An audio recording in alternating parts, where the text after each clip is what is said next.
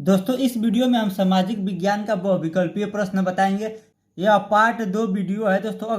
अगर आपने इसके पहले का पार्ट नहीं देखे हैं तो कोई दिक्कत नहीं है। इस वीडियो के अंत में आपको व्हाट्सएप नंबर मिल जाएगा। उस व्हाट्सएप नंबर पर एसएमएस जरूर कर लीजिएगा कक्षा 10 बोर्ड एग्जाम की तैयारी फ्री में करने के लिए तथा इसके पहले का पार्ट देखने के लिए। देखिए दोस्तों हम क्या क्या बता दिए हैं। हम बता दिए हैं इतिहास का पूरा बहुविकल्पीय प्रश्न है। इतिहास में कौन कौन सा पार्ट दोस्तों, पहला, दूसरा और तीसरा, यह तीनों पार्ट का बहुविकल्पीय प्रश्न बता दिए दोस्तों। और इस वीडियो में हम दोस्तों जो भूगोल है, आपका भूगोल का पूरा बहुविकल्पीय प्रश्न बता देंगे। आपके बोर्ड एग्जाम में बहुविकल्पीय प्रश्न बहुत ज्यादा पूछा जाएगा दोस्तों, यानी 20 नंबर का आपका बहुविकल्पीय प्रश्न पूछा जाएगा। इसलिए हम बहुविकल्पीय प्रश्न सबसे पहले आपको बता रहे हैं। तो इस वीडियो में आपका पूरा भूगोल का खत्म कर देंगे। देखिए भूगोल में कौन कौन सा पाठ है। देखिए पहला पाठ है दोस्तों संसाधन एवं विकास, दूसरा पाठ है दोस्तों वन एवं वन्य जीव संसाधन, फिर तीसरा पाठ है दोस्तों जल संसाधन, चौथा पाठ है कृषि और पांचवा पाठ है खनिज तथा ऊर्जा संसाधन।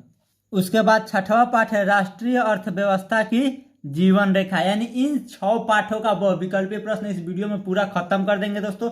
इससे बाहर के आपके बोर्ड एग्जाम में कुछ नहीं पूछेगा, यानी इस वीडियो को आप पूरा देख लेंगे तो यहाँ से दोस्तों 100% आपके बोर्ड एग्जाम में प्रश्न पूछेगा। तो चलिए हम वीडियो को स्टार्ट करते हैं। देखिए दोस्तों भूगोल का पहला पाठ है संसाधन एवं विकास। इसका देखिए बहुविकल्पीय प्रश्न यहाँ पे दिया है।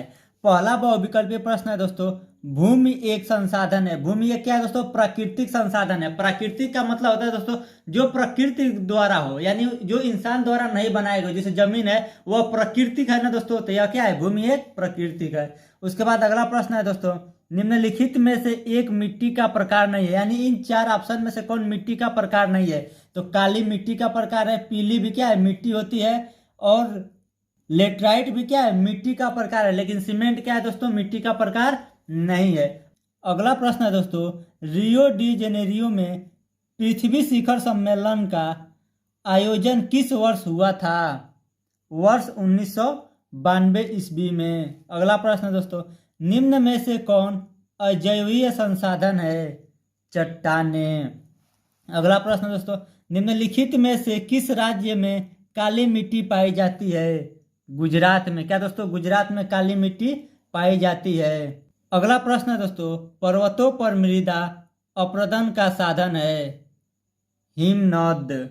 अगला प्रश्न है दोस्तों लाल पीली मिट्टी पाई जाती है ढक्कन के पठार में। अगला प्रश्न है दोस्तों पंजाब में भूमि निम्नीकरण का मुख्य कारण क्या है। अधिक सिंचाई। अगला प्रश्न है दोस्तों निम्नलिखित में से कौन सा नवीकरण योग्य संसाधन नहीं है। जीवाश्म ईंधन। अगला प्रश्न है दोस्तों कपास की खेती के लिए कौन सा मिट्टी उपयुक्त है। काली मिट्टी। यह प्रश्न यह भी पूछ सकता है दोस्तों निम्नलिखित में से कपास की खेती के लिए कौन सा मिट्टी उत्तम है। तो काली मिट्टी कपास की खेती के लिए उत्तम है। अगला प्रश्न दोस्तों कोयला निम्नलिखित में से किस प्रकार का संसाधन है। अनवीकरण योग्य। अगला प्रश्न है दोस्तों चाय की खेती के लिए कौन सी मिट्टी उपयुक्त है।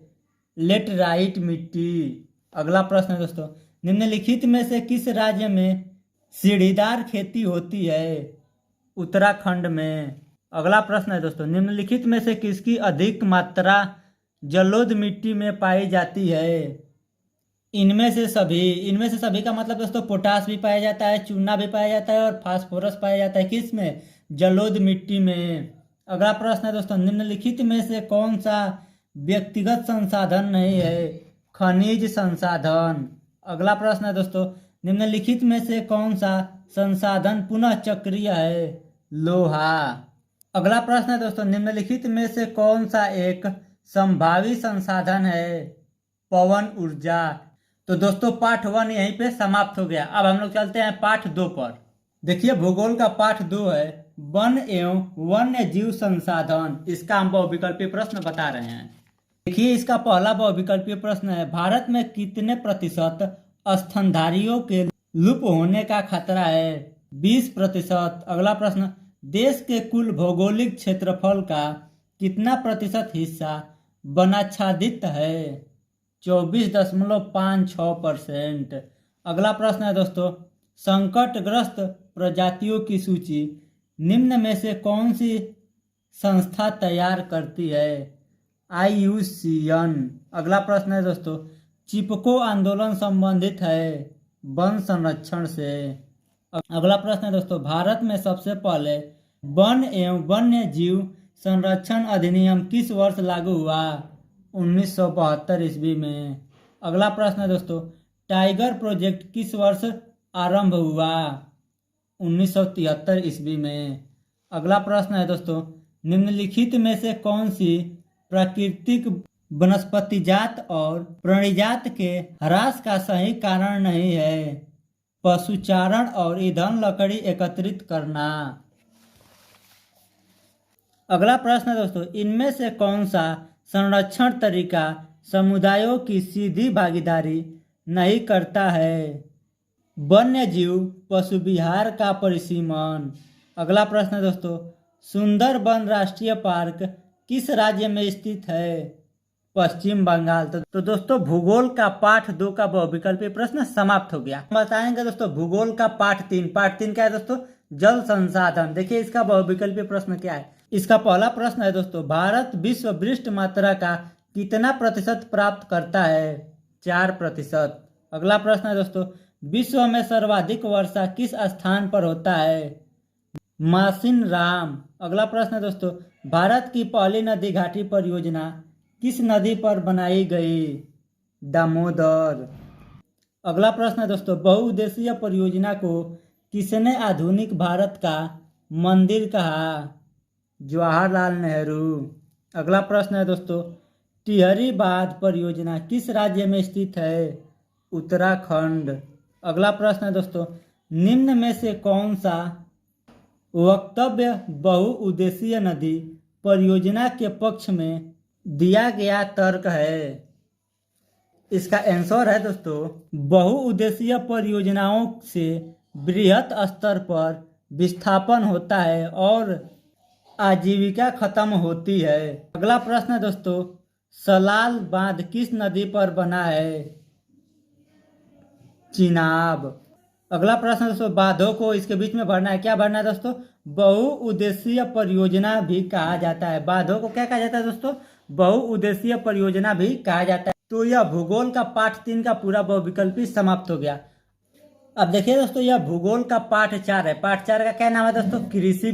पहला बहुविकल्पीय प्रश्न है दोस्तों, निम्नलिखित में से कौन सा उस कृषि प्रणाली को दर्शाता है जिसमें एक ही फसल लंबे चौड़े क्षेत्र में उगाई जाती है? रोपण कृषि। अगला प्रश्न दोस्तों, इनमें से कौन सी रबी फसल है? चना, काला चना। यह क्या है दोस्तों? रबी का फसल है। अगला प्रश्न दोस्तों, इनमें से कौन सी एक फलीदार फसल है? दाल। दाल क्या है दोस्तों? फलीदार फसल है। अगला प्रश्न है दोस्तों, सरकार निम्नलिखित में से कौन सी घोषणा फसलों की सहायता देने के लिए करती है? न्यूनतम सहायता मूल्य। अगला प्रश्न है दोस्तों, ब्राजील में स्थानांतरित कृषि को क्या कहा जाता है? रोका। अगला प्रश्न दोस्तों, निम्नलिखित में से कौन सी एक रेशेदार फसल है? जूट। अगला प्रश्न है दोस्तों, निम्नलिखित में से कौन खरीफ की फसल है? क और ग। क यानी चना और ग यानी कपास। चना और कपास क्या है? खरीफ की फसल है। अगला प्रश्न है दोस्तों, निम्नलिखित में से कौन सी रबी का फसल है? गेहूं। गेहूं क्या है दोस्तों? रबी का फसल है। अगला प्रश्न है दोस्तों, भूटान आंदोलन किसके द्वारा आरंभ किया गया? विनोबा भावे। अगला प्रश्न है दोस्तों, निम्नलिखित में से कौन सी एक खरीफ फसल है? धान। धान क्या है दोस्तों? खरीफ का फसल है।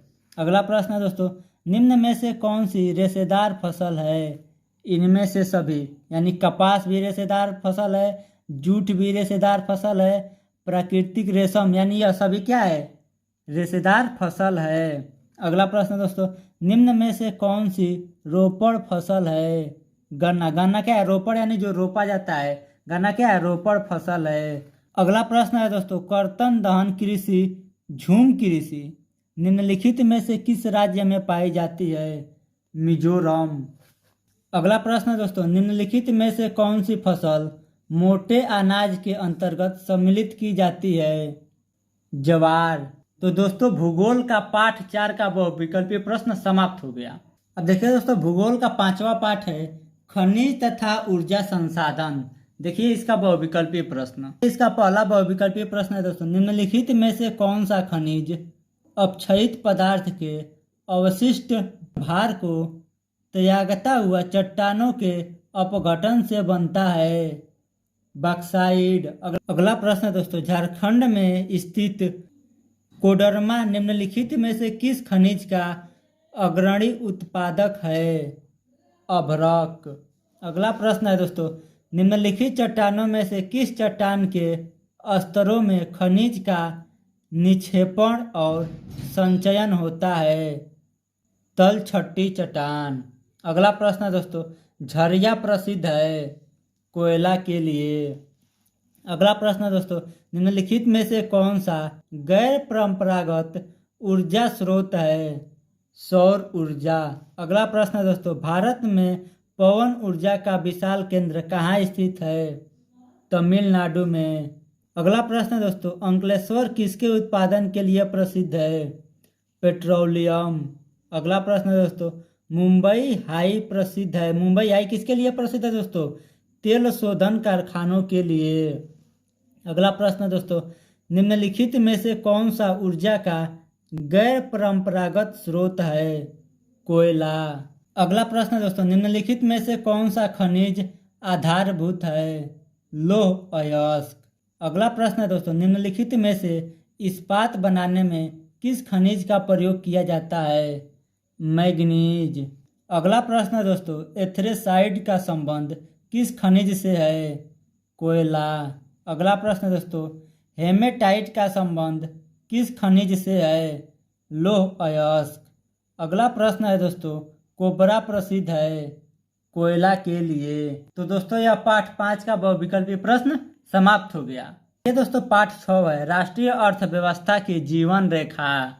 इसका देखिए पहला बहुविकल्पीय प्रश्न है दोस्तों, निम्न में से कौन से दो दूरस्थ स्थित अस्थायी पूर्वी पश्चिमी गलियारों से जुड़े हैं?